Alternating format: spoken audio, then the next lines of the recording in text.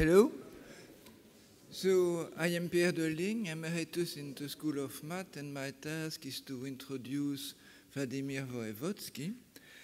So, as a relatively large number of mathematicians in this country, he was educated in the former Soviet Union. He was student of Moscow State University from 83 to 89, then came to this country, got his PhD at Harvard in 92, was at Northwestern University from 96 to 99, and then he had some nice collaboration with Suslin. And then he came to the Institute first as a member in 98 and became professor here in 2002. So he has been able to successfully introduce methods of homotopy theory in algebraic geometry. And for me, this is somewhat like mixing water and fire. Objects of algebraic geometry are very rigid, with very few maps from one to another, while objects of homotopy theory are very flexible. And it looks hopelessly naive to try to mix the two together. But that's what he has been able to do. For me, a first example was this extraordinary paper with Suslin, where it's clear that you cannot imitate the definition of homology using simplices in algebraic geometry just by using algebraic map from simplices to algebraic varieties. But what this paper shows is that if you allow finitely many valued maps instead of plain maps, then you can perfectly imitate the definition of simplicial homology using this kind of algebraic simplices, at least for Thorson coefficient. The integral coefficient is hopeless anyway. Then he has also been able to use idea of homotopy theory to obtain a good triangulated category of motifs, hopefully good, and has been able to use such tool to prove extraordinary results about Galois cohomology, so cohomology for Galois group of field. First, he proved this is related to mod 2 cohomology, the Milnor conjecture about its structure relation with Milnor K groups, and for this he got the Fields Medal in 2002. And then more recently, with some geometric input from Rost, he obtained similar result for all primes, so about Galois cohomology of field. And now his interests are in another direction, another improbable mixture, here homotopy theory, formal language, automatic verification of proofs, things which seems to have not much in common. His title today is What if current foundation of mathematics are inconsistent? And I am very curious to hear what he has to say.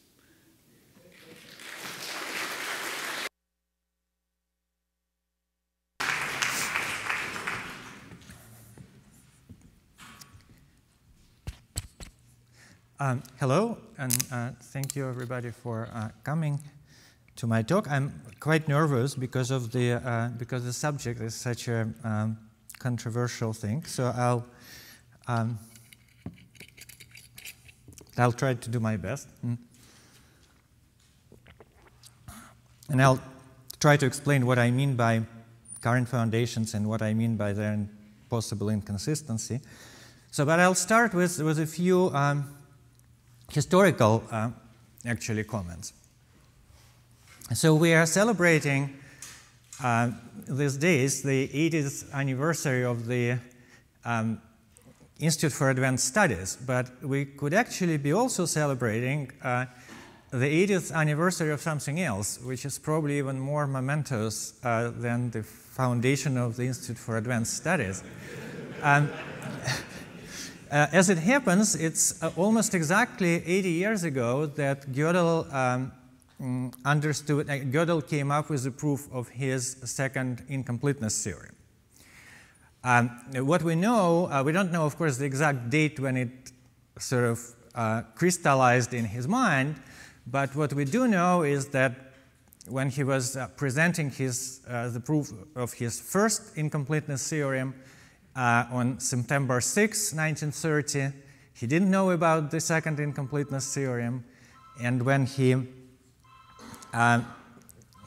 submitted an abstract of his final paper in October 23, 1930, he already knew about the second incompleteness theorem. So it happened somewhere between September 6 and October 23. So it's like we're almost right in the middle of that period 80 years ago.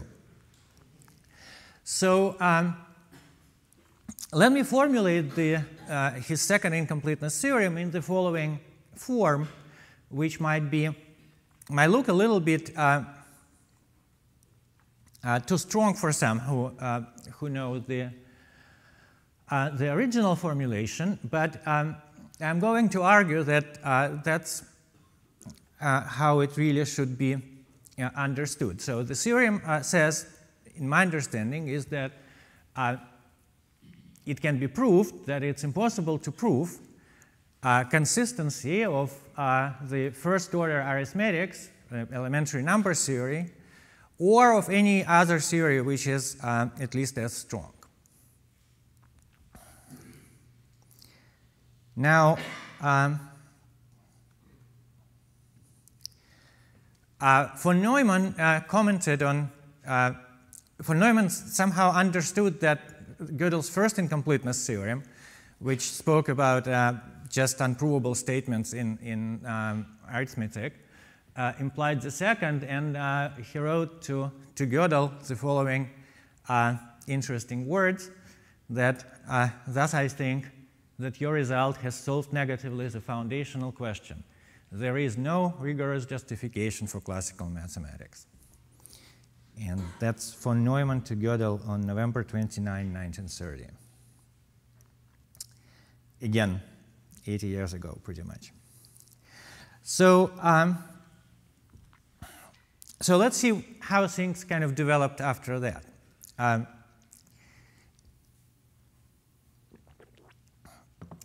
So Gödel himself, I'll come to it in the next slide. But okay, let me first say that. So we have like something which I'm choosing to call Gödel's paradox. So on the one hand, we know, and I probably should have put quotes around this "know," that the first-order arithmetic is consistent. That's the commonly accepted fact among mathematicians and as a consequence among everybody else. On the other hand, it can be proved that it's impossible to prove that it is consistent. So we have these two statements, and I should tell you, if one really thinks deeply about it, this is extremely unsettling for any rational mind. It's and what one comes to is that, so what are the choices in resolving this paradox? And there are three choices. Well, aside from, well, there are three choices. So the first choice is that if we know that it's consistent, then somehow we should be able to come up with a proof. And then the Gödel theorem, the second incompleteness theorem, as it been stated before, is incorrect. That is the choice which was essentially made by 90% of people who were seriously working on the subject. So it was a choice, I think, made by Gödel himself, and it was a choice made by many others. So there was many attempts to still kind of prove that the first-order arithmetic is consistent despite the Gödel theorem, and somehow circumvent this theorem in one way or another. And I will speak about such attempts in a few minutes. So there is a second possibility, which is which we can admit that there is some kind of transcendental knowledge which humans can obtain which is correct, but not just cannot be rationally kind of supported, but it can be proved that it cannot be rationally supported. And that choice have been also made by many and been a source of a really large body of dubious philosophical texts, I would say. And well, dubious is, of course, my own personal opinion. And so the third possibility, which is the least considered one, so to speak, is that we can admit the fact that our convention that we know that it is consistent is actually an illusion in this case, and that the actual formal system of the first order arithmetic is inconsistent, and that's what the proof means.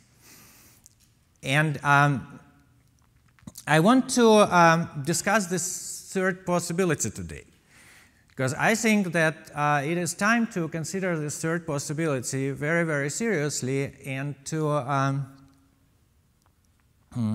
and that's basically the only choice which is left, because the so many efforts were made to try to justify the first choice, and they were all unsuccessful. The second choice seems to be like, I personally don't want to talk about it much.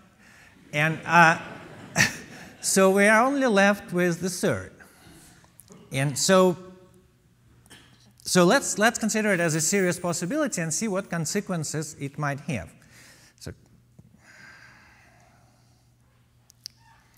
So first, let's see what kind of arguments do we have in the support of this knowing of the consistency.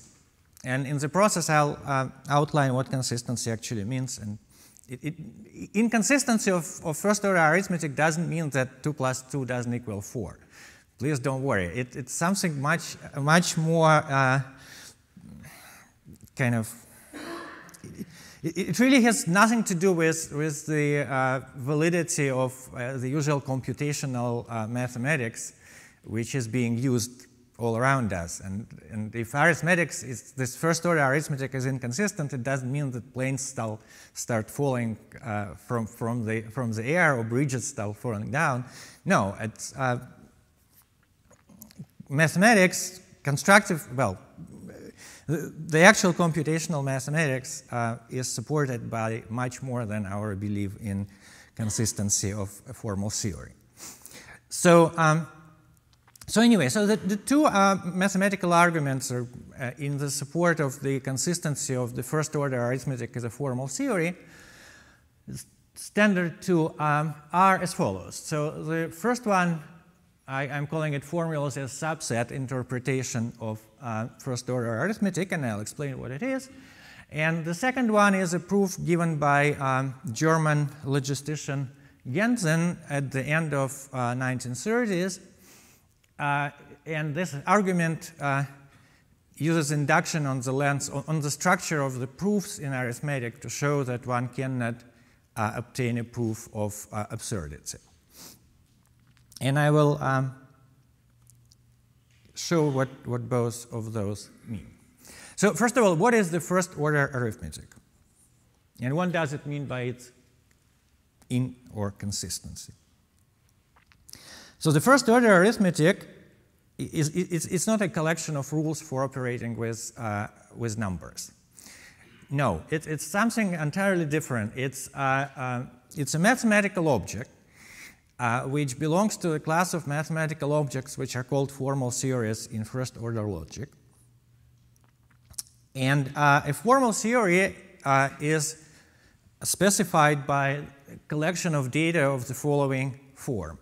So it's specified by two alphabets, one for special symbols and one for names of variables.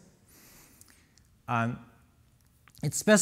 are certain rules which I'm calling syntactic rules, which determine what sequence of letters from both alphabets which actually specify for a given collection of names of variables, it specifies which sequences of letters from both alphabets are grammatically correct formulas in these variables.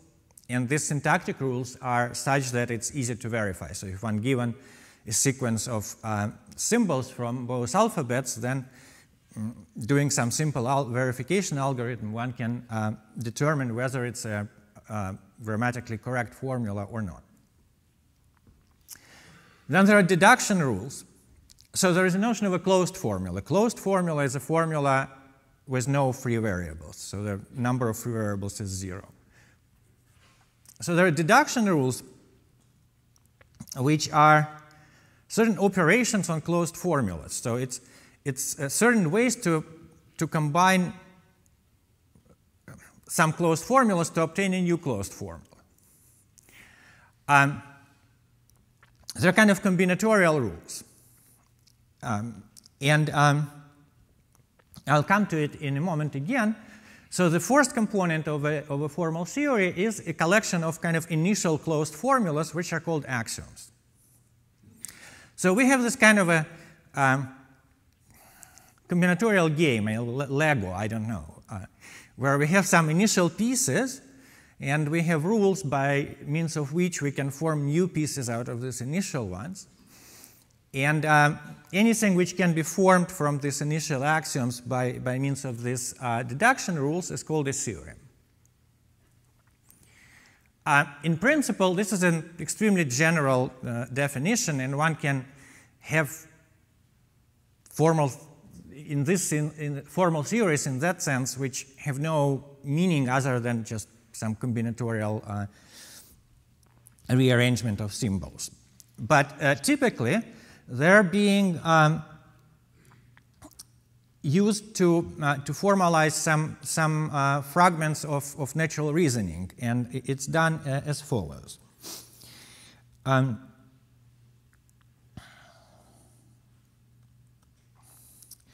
So a series of first-order logic form a subclass among all formal theories, and among their special symbols, there are these 6 standard symbols of first-order logic, which every mathematician, I don't know if they're learned at school in any way, but definitely learned by any mathematician. So the first few are called quantifiers. It's for all and exist. So excuse me, for all and exist, I should say something about it. So these are symbols, this inverted A, inverted E, and this little v, and this little inverted v, and these six things are symbols of the special symbol alphabet. Now, what's written on the right from them in quotes, these are translations of these symbols into natural language. So this is not a part of formal theory at all. It's something external to the formal theory. It's some rules which allow one to translate formulas of the formal theory into sentences of natural language. So here the rules are such that this inverted A is translated as for all, inverted E is translated as there exist, and then there is or, and, implies, and not. There are also parentheses and I think usually a period, which are used as punctuation marks in the formulas. So a first-order theory is called inconsistent. If there is a closed formula such that closed formula A such that A is a theorem and also not A is a theorem.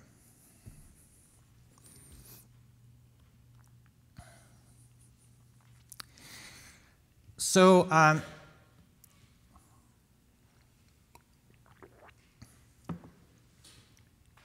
the formal system of arithmetic contains among its special symbols also symbols for 0, 1. Well, there are actually several different versions, but like one of the standard ones, it would contain additional symbols for 0, 1, addition, multiplication, equality, and let's say the greater sign. So again, these are special symbols, and when I'm saying that it's equality, it means that that's how I translate the appearance of this special symbol in the formula into natural language. So that's an example of a closed formula, and that's its actual form. It's just a sequence of symbols from this alphabet.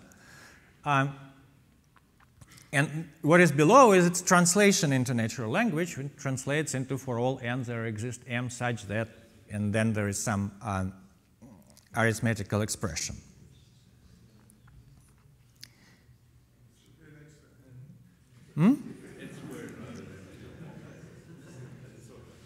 Oh, interesting, actually. So that I've corrected it. Yeah, thank you. There should be, as stated here, this sequence of symbols represents a syntactically incorrect expression.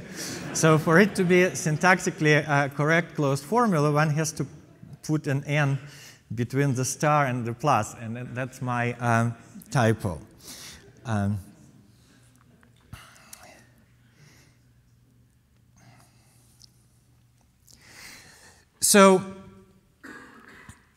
So closed formulas can be translated into English as statements about natural numbers. Formulas which are not closed, so which contain free variables, as it's called, can be translated into English as descriptions of subsets in the set of natural numbers, or more generally in the set of sequences of natural numbers. So for example, if I remove the very beginning of the first formula, so instead of writing for all n, I'll just remove this for all n, just considers this. So this says there exists m 3n squared plus 5m squared plus 7 equals 17mn. So one interprets it as a description of the subset of natural numbers, which consist of natural numbers n, such that there exists m, such that this equation is satisfied. If I had more than one free variable, I would have a description of a subset in the set of pairs of natural numbers.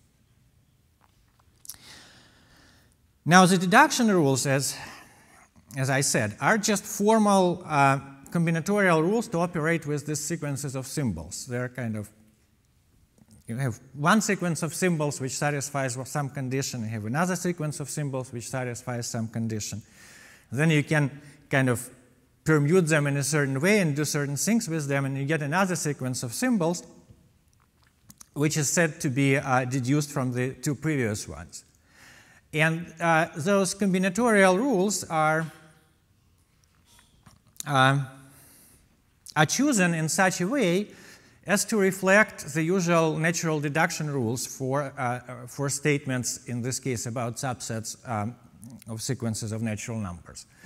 So for example, if there is a statement that for all n something holds, and then there is a statement that there exists n that something else holds, then from this I can deduce that there exists n such that both the first something and the second something holds. I can do it using one of the formal deduction rules. So now so going back to the definition of a formal system, one starts with the axioms, which is a collection of statements which are kind of verifiably correct, so which, when you translate them into English, they map into something which is true about natural numbers. And then there are deduction rules, and using these deduction rules you get many, many more statements which are also supposed to be true, because on each step you use the logical operation which should make a true statement out of other true statements. Now that would make perfect sense if each formula actually had kind of material meaning in a sense. What happens in arithmetic is not that. There is a serious problem with this interpretation. So this interpretation of formulas as subsets was, of course, the original source for the certainty that arithmetic is consistent. And in fact, it was, I suspect, the source of the original formulation of formal arithmetic as it was. So the problem here is that the subsets which correspond to general formulas are really not, are really totally surreal. They are, it can be proved that there are formulas like, let's say, with one free variable. So a formula with one free variable will describe a subset of natural numbers. But one can prove that there are formulas with one free variable which describe a subset for which it's algorithmically impossible to show not for a single number whether it belongs to this subset or not, or doesn't belong to this subset. So it's a subset about which you can prove that it's impossible to say anything about this subset whatsoever. So using this kind of objects as intermediate steps in logical, in chains of logical conclusions, I find it inconvincing as an argument for consistency. So that's my critique for the first argument in the support of this no. Now, speaking of the second argument in the support of the no, it's the Genson's proof. Unfortunately, I cannot explain it in much detail here. What he does is he considers this as a formal system, and no interpretations are assumed. And he considers the structure of the deduction sequences, so to speak. And each deduction sequence can be assigned kind of something like a collection of trees, finite trees. Trees, I mean, in mathematical sense, so kind of combinatorial objects. So one can assign a combinatorial object which measures the complexity of the deduction process. And then one can then one can present an argument which uses induction on this. So these combinatorial objects are called ordinals less than epsilon 0. And one can give a definition what does it mean for two ordinals to be one less than another. And that's all quite constructive. And then he shows, Genson's proof is that if there is a proof of contradiction, if there is an inconsistency in formal arithmetic, then there would exist a sequence of these ordinals which is decreasing at each step but never terminates. So an infinite decreasing sequence of these ordinals. And then he and then there is a certain argument, I would put it quote unquote, which then he says that that's unlikely. I mean, or rather, it's something like he says that it's self-evident that that cannot happen. So this self-evidence is extremely suspicious because in a complete agreement with Gödel's theorem, one can show that it's impossible to prove using the usual induction and usual enumeration techniques that any such decreasing sequence terminates. So it's impossible to prove using the usual reasoning means that it terminates. The only reason to say that it terminates is to declare that it's self-evident.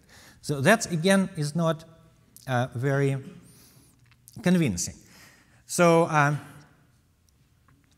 so basically what it means is that if we find inconsistency in the first-order arithmetic, it will mean that there will be this non-terminating sequence of ordinals less than epsilon 0. So what? That's an interesting conclusion, but it's not earth-shattering in any way.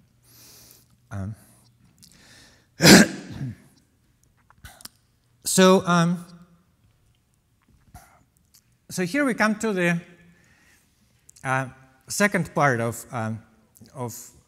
our investigation in terms of what such an inconsistency would imply. So the first part was kind of So there are these arguments in support of consistency. Let's look at them carefully and see. So assuming consistency, let's look at this argument, and don't we get some sort of a really obvious contradiction? And I'm arguing that no, we don't get any obvious contradiction. We get that certain things which look self-evident to which looked self-evident to some people will turn out to be false, but these things have absolutely no material meaning. I mean, these are things which can be neither verified nor falsified by any sort of an experiment. So these things are purely surrealistic, and so can be either false or true with no problem. But let's see what it will mean for mathematics, because that's of course something which on the mind of any mathematician who starts to consider such a possibility. So first of all, inconsistency in the first order arithmetic will mean inconsistency of almost every other foundational theory in mathematics, standard foundational theory in mathematics. So it would mean inconsistency of set theory in particular, or of all kinds of flavors of set theory. What is a little less known, but also true, is that inconsistency of classical first-order arithmetic implies inconsistency of so-called constructive or intuitionistic arithmetic, and that has been shown by Gödel himself in 1933.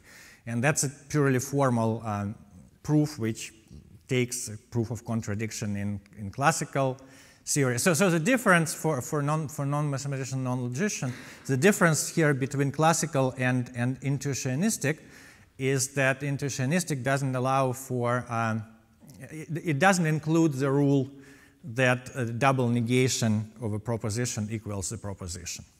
So in classical case, one has the rule that the double negation of a statement is equivalent to the statement itself. In intuitionistic, this rule is excluded. However, one can show that as far as the issue of consistency is concerned, it doesn't change a thing. So if we find inconsistency in the first order arithmetic, then all of those theories are then we'll be able to construct inconsistencies in all of these theories as well. So what should we do about it? Because I'm quite seriously suspecting that such an inconsistency can at some point be found. As I said, because of these only three choices there, and one of them must be true, and the first two are unlikely to be true. So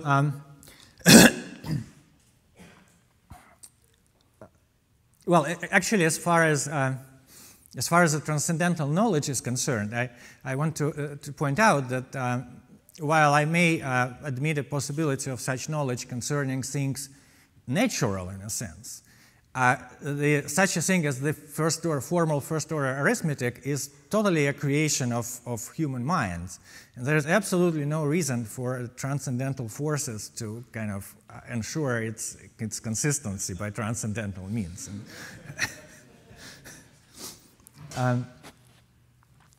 So the Gödel argument, in fact, is general enough to basically show that so if the first-order arithmetic is inconsistent, it makes little sense to try to find foundations which are consistent. Any foundations which are rich enough to be useful for the formalization of kind of abstract mathematical thinking, which we are so fond of, any such foundations will necessarily be inconsistent if the first-order arithmetic is inconsistent. So the only possibility here is that we mathematicians will have to learn how to construct reliable proofs using inconsistent formal systems. And I think it is possible. It's entirely not. It's not easy, and it's. But I think it is possible, and it is emerging.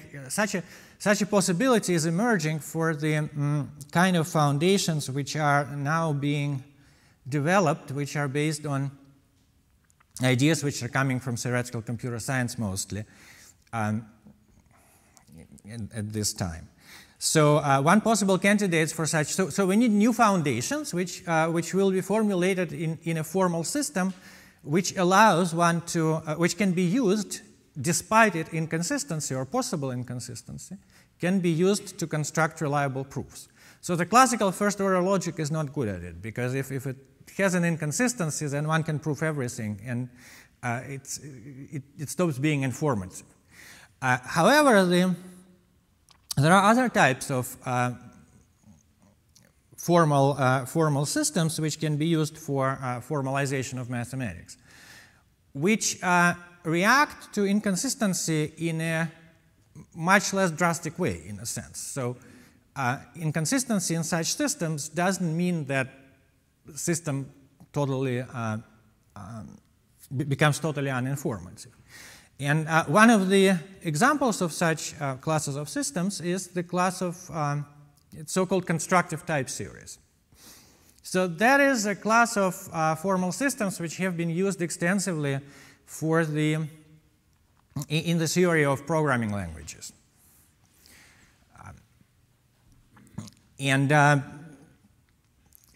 It's rather standard, it's becoming rather standard thing which theoretical computer scientists may learn about. And what is important for us is that, well, they have many interesting features which I don't have time to speak about, but what's important is that a proof in such a system, a proof of a formula in such a system is itself a formula in this system. So a proof is not something external to the statement, but to the language. It's not like there are no deduction rules per se. There are only syntactic rules. And proving a statement means constructing a syntactically correct statement of a certain form which includes the original one.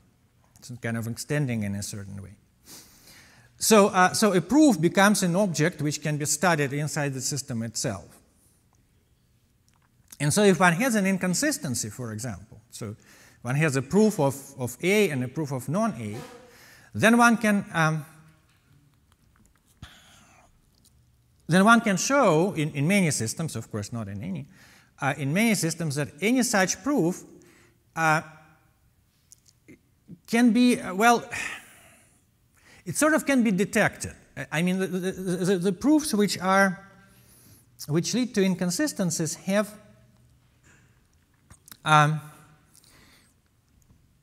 certain negative properties which can be determined by an algorithm. So, so what might be possible, and here that becomes a bit of a fantasy because it's very much kind of recent activity, so to speak.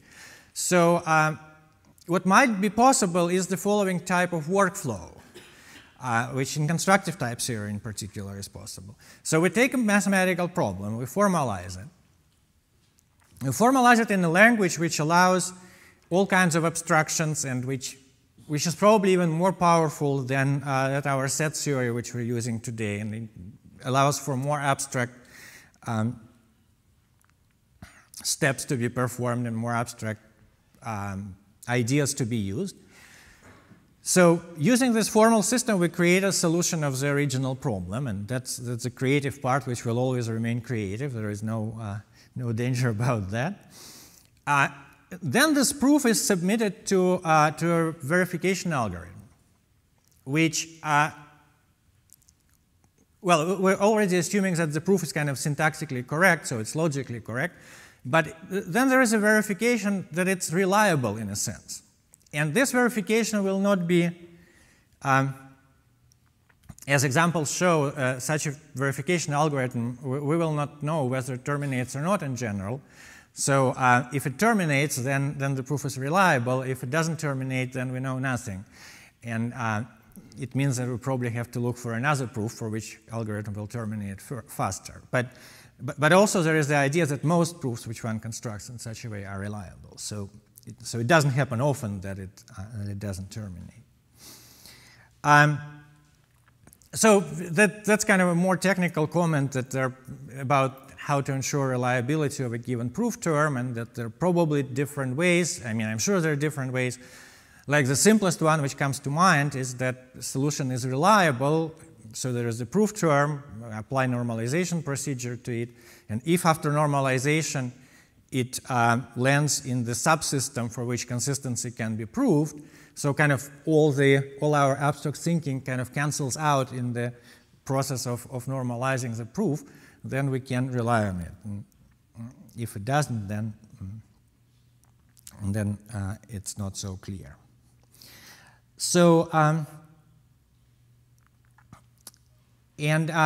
so I want to summarize, because the schedule for this talk was, I was told to have a shorter talk and longer session for questions and answers, because the summary here is as follows. So first of all, I suggest that the correct interpretation of second incompleteness theorem is to consider it as a step towards future proof of inconsistency in the mathematical, in the formal systems which this theorem refers to. And that is, of course, purely a conjecture. You can say that it's I'm making this as a conjecture, and it would be wonderful if we could find the actual inconsistency, because then we would kind of know where that would provide us with a huge amount of new knowledge and understanding. But I don't know when that may happen, but even just having in mind that this is a really interesting problem to consider, I think is very important. So such an interpretation definitely cancels out a lot of dubious philosophical noise around Gödel's theorem, which I think would be very good. And as far as mathematics is concerned, and so if there is indeed an inconsistency in the first order arithmetic, it would mean inconsistency in basically any sufficiently rich foundational system. So in mathematics, we will, that's my idea. That's the only thing the only kind of solution which comes to my mind is that we may have to learn to use inconsistent systems to obtain reliable proofs. And ultimately, if we do learn to do such a thing, it will be very liberating, because then one can use reasoning systems which are known to be inconsistent, but which are closer to our intuitive thinking, to construct proofs which can then be verified formally to be reliable. So ultimately, it can lead to more freedom in the mathematical workflow, so to speak. There are also some important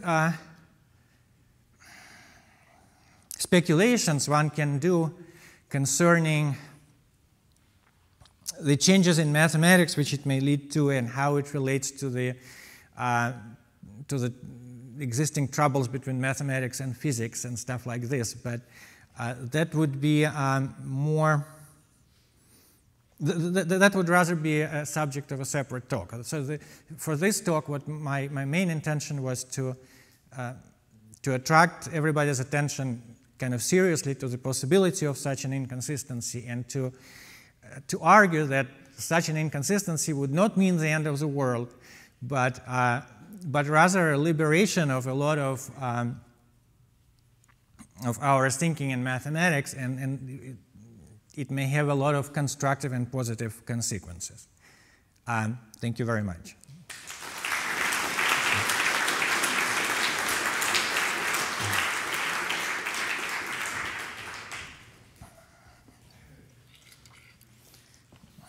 So we have time for questions.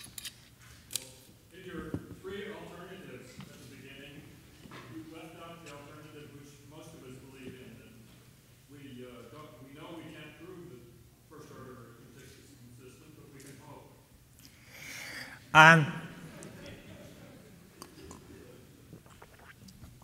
That's all right.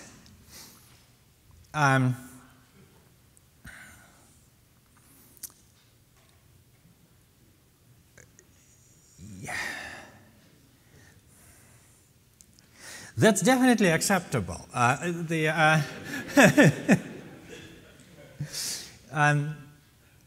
But when one hopes for something, one also allows for the possibility of the opposite. So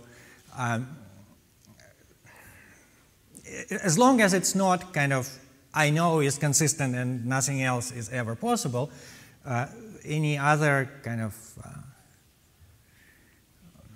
intermediate situation is I think, a personal choice in a sense.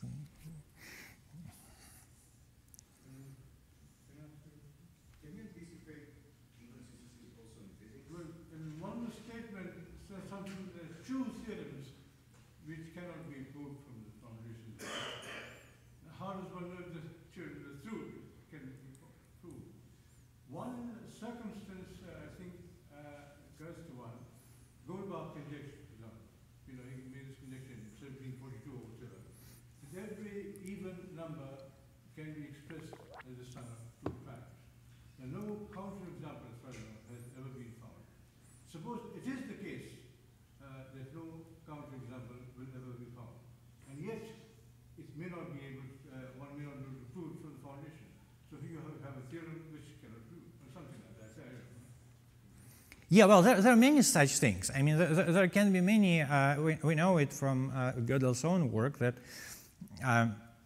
there is the first incompleteness theorem, which says that there are multiple statements which, in any formal system, there will be, in any consistent formal system, there will be multiple statements which cannot be proved from the axioms.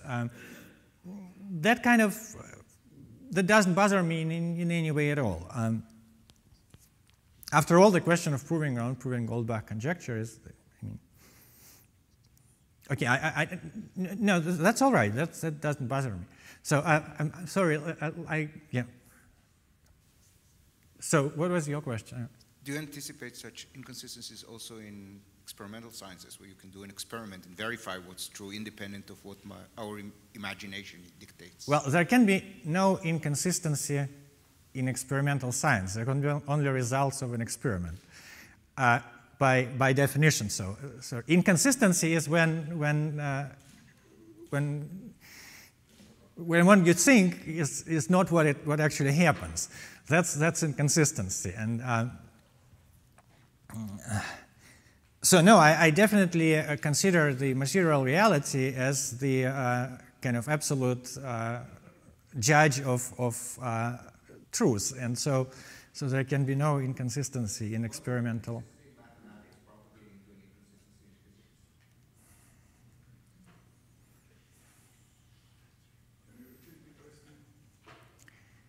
I don't know what is an inconsistency in physics. I mean, what is inconsistency in formal arithmetics, I have explained very concretely. I don't know what is an inconsistency in physics.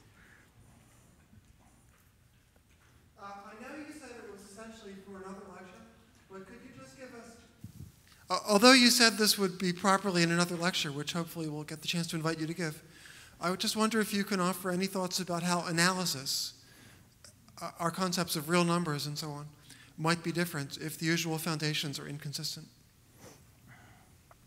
So first of all, for that we don't need them to be inconsistent. It is entirely possible that our understanding of real numbers is not an adequate formalization of the notion of continuity, and that possibility is quite real even without any inconsistency. So this inconsistency here is unnecessary for this side of the story to develop. And the notion of real numbers, as many, I think as many different observations kind of show, mind observations, the notion of real number seems to be over-idealized in a sense.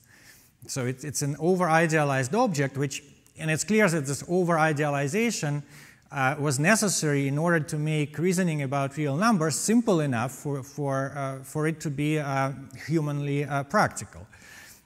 And it's quite possible that in years to come, because of this development of the computer-assisted thinking, let's put it this way, especially about mathematical objects, maybe we'll be able to explore other possibilities in which the notion of continuity will be formalized in a less idealized way, and so will allow for and which will then avoid some of the physical paradoxes. I mean, some of the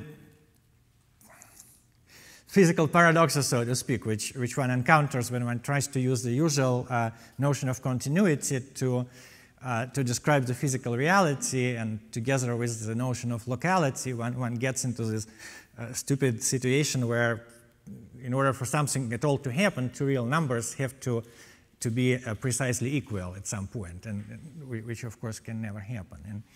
And, but this line of development does not require any inconsistency. It can be, and it will proceed, I'm sure, independently on that. Can I summarize what you're saying as follows? Even if the usual foundations are inconsistent, are consistent, there might be a better theory of real numbers. Is that what you're saying? There might be a better way to, even if the usual foundations are consistent, there might be better foundations, first of all.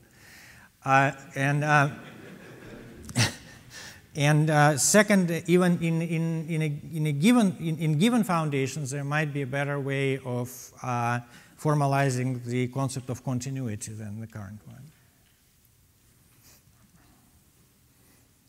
But I would rather go for new foundations and new formalization of continuity in new foundations as a prediction.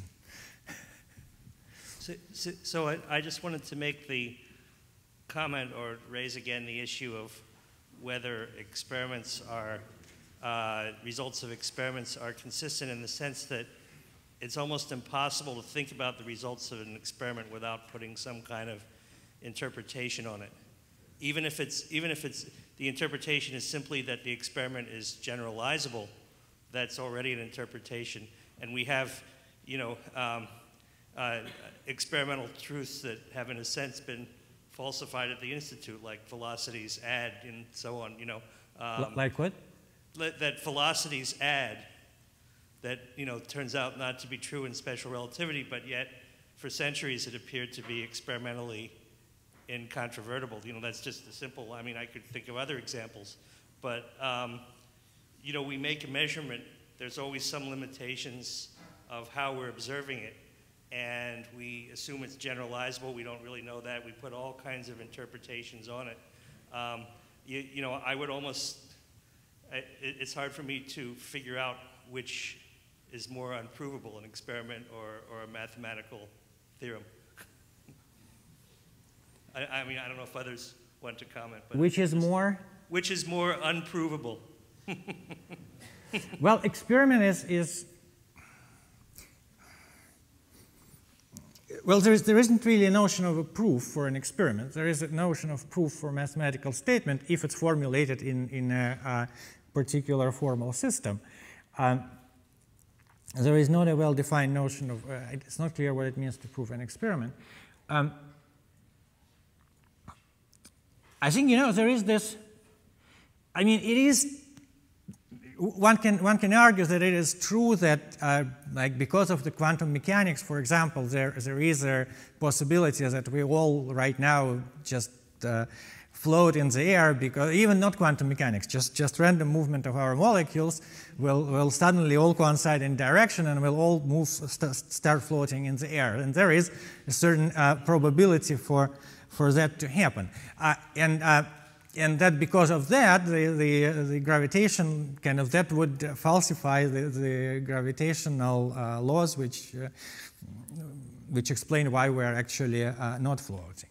So the argument against such an argument is that there is a, I like to use the expression gap and scale.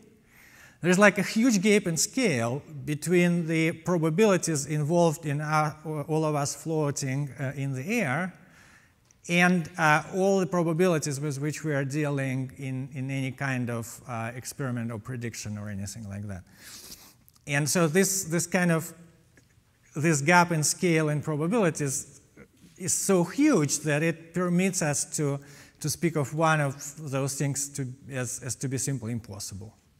So that's about proving an experiment. Right? I mean, you're right. I mean, there are all kinds of things which may happen with very, very low probability, which you might have made an experiment and like measured something, and that something been constant for a year, and then or 10 years or 20 years, and then you can say, okay, there is still a little probability that in 5 seconds after that it will totally change. Yes, there is, but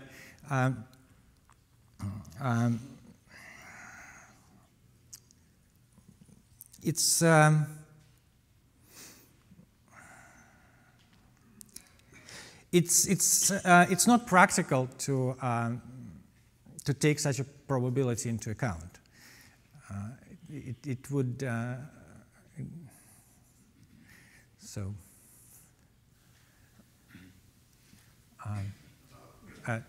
Pierre, I think you should be moderating. So you One of the great things in physics is nothing is absolute. If you have something you believe, you always accept the possibility that it may change. And so physics is somewhat temporary knowledge. But could this happen in mathematics? Could you get to a certain state where you sort of believe some things, some mathematical truths, but you entertain the possibility that they will later be disproved and something replace it? Mathematics tends to be absolute, but maybe mathematics is, yeah, it has been historically kind of static. I would say, instead of absolute. So if something has been proved, it's been proved forever. And one can speculate about a possibility of kind of dynamic mathematics in that sense, but I think there's again a gap in scale between this and even the inconsistency issue. I mean, well, the more complicated mathematical theories could be that. You could have it's very hard to imagine at this point, and it's harder to imagine that inconsistency of arithmetic. Just say there are many historical examples of theorems which were accepted and later found to have false proofs. No, but this is simply a wrong proof, and that's what the computers are here for. So, so I'm afraid it's time to conclude, so I would like to thank Voevodsky for his lecture. Thank you.